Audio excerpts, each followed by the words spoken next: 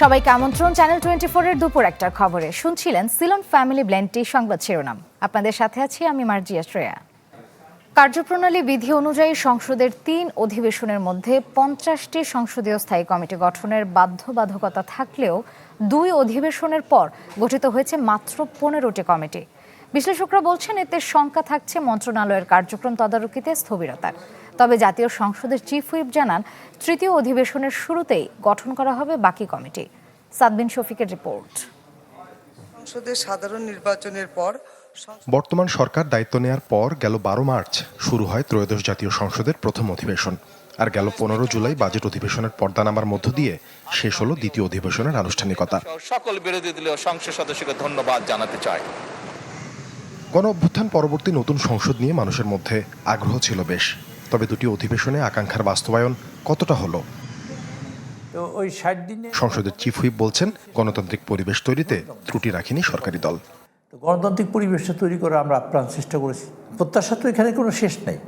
তো জনগণ বিশ্বাস করে যে আমরা তাদের কথা বলি, যে কারণে ফেসবুক, ইউটিউব অথবা ইনস্টাগ্রাম এসব না চালিয়ে যখন পার্লামেন্ট চলে মানুষ পার্লামেন্ট দেখে। জাতীয় সংসদের কার্যপ্রণালী বিধি অনুযায়ী মন্ত্রণালয় ও সংসদ সম্পর্কিত মোট 50টি কমিটি গঠন করতে হবে। 3 অধিবেশনের মধ্যে এসব গঠনের বাধ্যবাধকতা থাকলেও 2 অধিবেশনে গঠিত হয়েছে মাত্র 15টি। মন্ত্রণালয় সম্পর্কিত 9 ও সংসদ সম্পর্কিত 6টি। এর বাইরে বিশেষ কমিটি হয়েছে 3টি। জাহাঙ্গীরনগর বিশ্ববিদ্যালয়ের এই অধ্যাপকের মতে এমন বিলম্বে ঘাটতি তৈরি হচ্ছে মন্ত্রণালয়ের কার্যক্রম তদারকির। ফলে আমরা যদি দেখি যে তৃতীয় অধিবেশনে গিয়ে কমিটিগুলি গঠন করা হবে, তাহলে আমাদের 6 মাস চলে যাবে এই কমিটি গঠনে। এতে করে যেটা হবে, মন্ত্রণালয়ের কার্যক্রম তদারকি করার ক্ষেত্রে এক ধরনের স্থবিরতা তৈরি হবে। এটা একটা বড় সমস্যা। আর দ্বিতীয়ত সমস্যা যেটা হলো যে এই সময়ে যে বিলগুলো উত্থাপিত হবে, সেই বিলগুলো পর্যালোচনা করার জন্য বিশেষ কমিটি বা সিলেক্ট কমিটির উপরে নির্ভর থাকতে হয়। কিছু কিছু কিছু কিছু না বোঝার ফসল হয়। তো সেই সব ইমিডিয়েটলি আমরা কমিটি করতে পারিনি। কতগুলো কমিটি, 9টা কমিটি আমরা করেছি। সেগুলো হলে কম্পালশন, মানে একেবারে ম্যান্ডেটরি। যেগুলো কিছু কমিটি আমাদের করতেই হয়েছে সেগুলো আমরা করেছি। আবার কিছু কমিটি আছে যেগুলো স্পিকার সাহেব নিজে করবেন, সেগুলো কমিটি আছে। বিরোধী দল থেকে বলি যে আপনারা নাম দেন, ওনারা নাম দিলেই আমাদের কমিটি করা সম্ভব হয়। তৃতীয় অধিবেশনের শুরুতে বাদবাকি কমিটি গঠনের কাজ শেষ হবে বলে জানান চিফ হুইপ নুরুল ইসলাম মনি। সাদবিন শফিক, চ্যানেল 24, ঢাকা। রাজধানীর একটি হোটেলে বাংলাদেশ চায়না ফ্রেন্ডশিপ অ্যাসোসিয়েশনের অনুষ্ঠানে কথা বলছেন বিএনপি মহাসচিব মির্জা ফখরুল ইসলাম আলমগীর। সরাসরি চলে যাচ্ছে সেখানে। বাংলাদেশ সম্পর্ককে একটা উচ্চতর স্তরে নিয়ে যাওয়া। আমরা যেটা লক্ষ্য করছি যে আমাদের ইয়াং ছেলেরা, আমাদের যুবকেরা, তারা চীনে যাচ্ছে, ব্যবসা করছে, চীনের প্রযুক্তি আনছে এবং এখানে তারা চীনের বড় ব্যবসায়িক ক্ষেত্র তৈরি করেছে। আমাদের বাংলাদেশের প্রধানমন্ত্রী, আমাদের অত্যন্ত প্রিয় নেতা, ডায়নামিক নেতা, যিনি সম্পূর্ণ নতুন করে বাংলাদেশকে জগতের সামনে, বিশ্বের সামনে, আমাদের সামনে তুলে ধরার কাজ শুরু করেছেন, তারেক রহমান সাহেবের যে ভিজিট চায়নাতে, এই ভিজিট সেই সম্ভাবনাকে আরো বড় করে দিয়েছে। আমি এই ক্ষেত্রে অবশ্যই আমাদের চীনের অ্যাম্বাসেডর, রাষ্ট্রদূত, তার যে উদ্যোগ, তার যে ভূমিকা, এটাকে অবশ্যই অ্যাপ্রিসিয়েট করবো। I definitely appreciate Excellency your endeavor and your effort for establishing this great relationship with Bangladesh and China. In fact, he is a very aggressive diplomat. I must say that. I remember after the 5th of August of 1925, is that 24. Most probably it was the 7th of August he met me. You remember that? So that was the beginning of a new era of friendship between Bangladesh Nationalist Party and Chinese Communist Party. বন্যার পানি নামার পর চট্টগ্রামের বাঁশখালীর মানুষের কাছে এখন নতুন কষ্টের নাম রোগব্যাধি। ছড়িয়ে পড়ছে চর্মরোগ, সাথে ডায়রিয়া সহ পানিবাহিত রোগেও আক্রান্ত হচ্ছে মানুষ। পাশাপাশি ত্রাণের জন্য কাটছে না হাহাকার।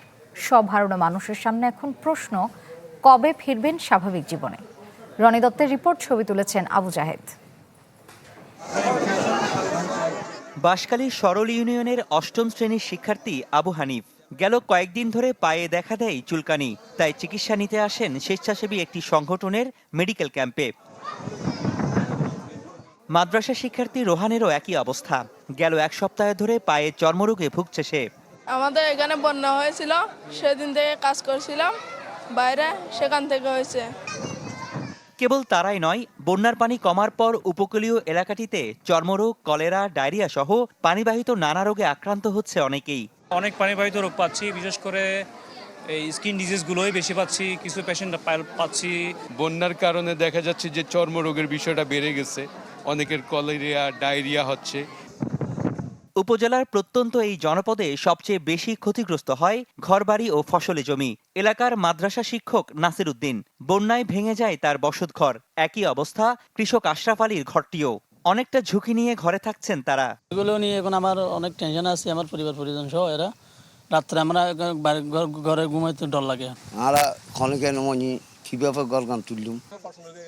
প্রায় 5 বিঘা জমিতে ধান আর টমেটো চাষ করেন কৃষক মোহাম্মদ ইসমাইল। বন্যায় সব হারিয়ে চোখে অন্ধকার দেখছেন তিনি। এখন কি করবো, আবার বাঙ্গির নলি লোয়া ফুরব, আর কি আমার তো বৃত্তি ভাষা নাই। অভিযোগ আছে সরলের মতো বিভিন্ন উপজেলার প্রত্যন্ত জনপদে অবহেলিত মানুষজন, বেড়েছে স্বাস্থ্য ঝুঁকি। সরকারি পর্যায়ে তেমন সহযোগিতা মিলছে না, তাই বিভিন্ন এলাকায় ত্রাণ ও চিকিৎসার জন্য দীর্ঘ লাইনে ঘন্টার পর ঘন্টা অপেক্ষায় অসহায় মানুষজন। এখানে তো সবাই অভাবের কারণে দাঁড়াচ্ছে আর কি। আমরা কি খাবো, বকলা লই আমরা তো ডাকাতি করতে পারি না, চুরি করতে পারি, ওরা দিতেছে, আমরা খাইতেছি। সব মাটির ঘরগুলো অতিরিক্ত পানি থাকার কারণে ভেঙে চুরমার হয়ে গেছে, এখন নিঃস্ব হয়ে গেছে। এখানে কোনো এমপি মন্ত্রীকে আসে না, আমাদের এমপি ছিলাম বাড়ি অনেক দূরে। এই কঠিন অবস্থা থেকে মানুষের আবার উঠে আসতে হয়তো বা অনেকটা সময় লাগবে। তবে বন্যার্তদের পুনর্বাসন ও স্বাস্থ্য সুরক্ষা নিশ্চিতে সব ধরনের প্রস্তুতি সরকারের আছে বলে জানালেন অর্থমন্ত্রী। এখন পুনর্বাসন কার্য শুরু হবে, তাদের বিষ, সার ইত্যাদি দেওয়ার ব্যবস্থা হচ্ছে। পুনর্বাসন কার্যক্রম অব্যাহতভাবে থাকবে এবং এর মধ্যে রোগ বালাই যাতে না হয় সেটার জন্য পুরো প্রস্তুতি আছে। বন্যা পরবর্তী নানা রোগব্যাধি বেড়েছে সাতকানিয়া, চন্দনাইশ, লোহাগাড়া সহ বিভিন্ন এলাকায়। রনি দত্ত, চ্যানেল 24, চট্টগ্রাম। বন্যার এক সপ্তাহ পার হলেও এখনও সচল হয়নি বান্দরবান রাঙামাটি সড়ক যোগাযোগ। প্রবল ঢলে সেতু ধসে বন্ধ রয়েছে যান চলাচল। এর মধ্যে অনেকে ঝুঁকি নিয়ে পার হচ্ছেন বাঁশের সাঁকো দিয়ে। ফলে দুই জেলার মানুষ যাতায়াতে পড়েছে চরম ভোগান্তিতে। নেতিবাচক প্রভাব পড়েছে পণ্য পরিবহনে। পাহাড়ি ঢল ও ভয়াবহ বন্যায় ব্যাপক ক্ষতিগ্রস্ত হয়েছে বান্দরবানের সড়ক যোগাযোগ ব্যবস্থা। এর মধ্যে সবচেয়ে বেশি ক্ষতিগ্রস্ত হয় বান্দরবান রাঙামাটি আঞ্চলিক মহাসড়ক। গত 10 জুলাই প্রবল বর্ষণে দুধপুকুরিয়া এলাকায় শিলক খালের ওপর নির্মিত সেতুটি ধসে পড়ে। এরপর থেকে বন্ধ হয়ে যায় বান্দরবান রাঙামাটি সড়ক যোগাযোগ। ফলে দুই জেলার মধ্যে মারাত্মক বিঘ্নিত হচ্ছে চলাচল। প্রতিদিন হাজারো যাত্রী ও শিক্ষার্থী জীবনের ঝুঁকি নিয়ে বাসের অস্থায়ী সাঁকো পার হয়ে যাচ্ছেন গন্তব্যে।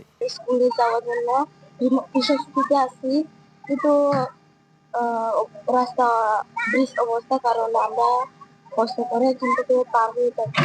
ছেলে মেয়ে স্কুলে যেতে পারছে না, পরীক্ষা দিতে যেতে পারছে না, তাই বেশি কষ্ট হচ্ছে আর কি। আমরাও তো বাজার সাজার নিয়ে সব এখন দুর্ভোগে ভুগছি আর কি। নিয়ে চলাফেরা করতেছি, আমরা চাই রাস্তার মেরামত করা হোক। যোগাযোগ বিচ্ছিন্ন থাকায় ব্যবসা বাণিজ্য নেতিবাচক প্রভাব পড়েছে। সময় মতো পণ্য পরিবহন করতে না পারায় লোকসানের মুখে ব্যবসায়ীরা। আমাদের ব্যবসা বাণিজ্য এবং জনভোগান্তি অনেক। এখানে দেখতেছেন কত লোক আসা যাওয়ার বিভ্রান্তি হচ্ছে। এই 3বার পর্যন্ত রোড, এই রোডের মধ্যে হাজার হাজার লক্ষ লক্ষ গাড়ি চলে দৈনিক, এখন গাড়ি বন্ধ। সরকারের কাছে আবেদন করব, আমাদের এই রাস্তা, ব্রিজ, কালভার্ট যেগুলো ভেঙে গেছে এগুলো যেন অতি দ্রুত মেরামত করা হয়। সড়ক ও জনপথ বিভাগ জানিয়েছে ক্ষতিগ্রস্ত সেতু মেরামতের কাজ দ্রুত গতিতে চলছে, যা শেষ হবে কয়েকদিনের মধ্যে। সড়ক যোগাযোগ ব্যবস্থা পুনঃস্থাপনের জন্য যেটি করছি সেটি হচ্ছে বিধ্বস্ত অংশটিতে আমরা বেইলি সেতু স্থাপন করছি। বেইলি সেতু স্থাপনের কাজটি চলমান আছে।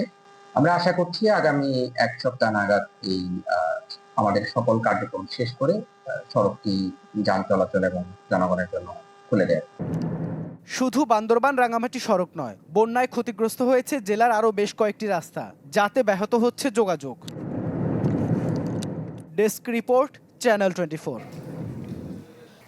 রাজধানীর মতিঝিল এলাকার শীর্ষ সন্ত্রাসী তানিম রেজা বাপ্পিকে 4 সহযোগী সহ গ্রেপ্তার করেছে পুলিশ। উদ্ধার করা হয়েছে কয়েকটি বিদেশি অস্ত্র। পুলিশ জানায়, কয়েক মাস ধরে মতিঝিল এলাকায় যেসব অপরাধ কর্মকাণ্ড হয়েছে অধিকাংশের সাথে বাপ্পি ও তার সহযোগীদের সম্পৃক্ততা পাওয়া গেছে। পরে গতকাল রাজধানীর বিভিন্ন জায়গায় অভিযান চালিয়ে তাদের গ্রেপ্তার করা হয়। পরে লুকানো অবস্থায় উদ্ধার করা হয় 3টি বিদেশি অস্ত্র। সংবাদ সম্মেলনে জানানো হয়, সন্ত্রাসী বাপ্পির বিরুদ্ধে হত্যা চেষ্টা সহ 7টি মামলা রয়েছে।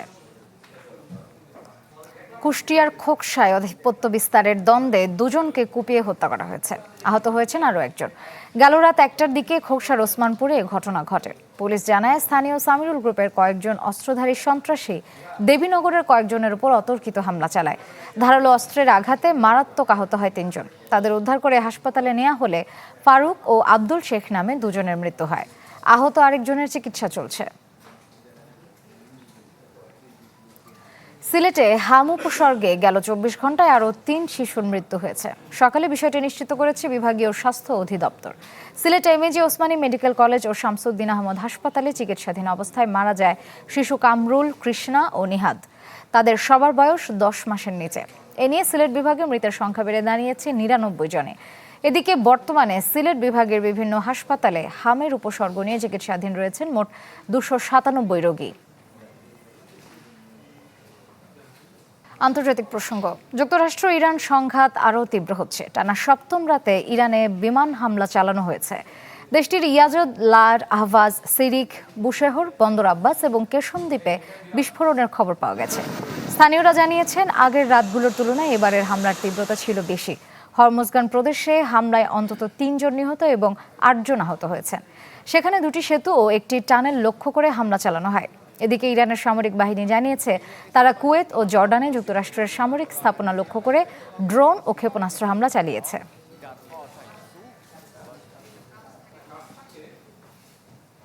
কানাডার ভয়াবহ দাবানলের ধোঁয়ায় যুক্তরাষ্ট্রের বিস্তীর্ণ এলাকায় বায়ু দূষণ মারাত্মক রূপ নিয়েছে। তাই কানাডা ও দেশটির সরকারি কর্মকর্তাদের বিরুদ্ধে নিষেধাজ্ঞার হুমকি দিয়েছেন মার্কিন রিপাবলিকান নেতারা। মার্কিন প্রেসিডেন্ট ডোনাল্ড ট্রাম্প শুক্রবার সামাজিক যোগাযোগ মাধ্যম ট্রুথ সোশ্যালে অভিযোগ করেন, কানাডা থেকে আসা ধোঁয়ায় দূষিত বাতাসে আক্রান্ত হয়েছে যুক্তরাষ্ট্র।